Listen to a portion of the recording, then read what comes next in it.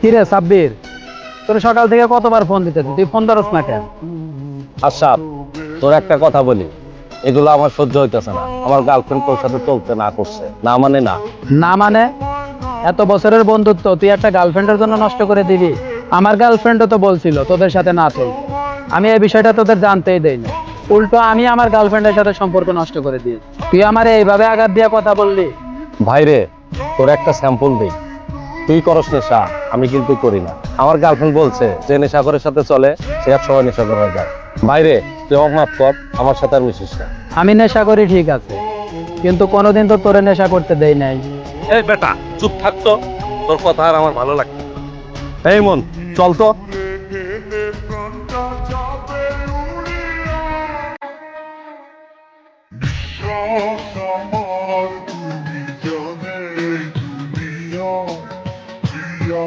আমার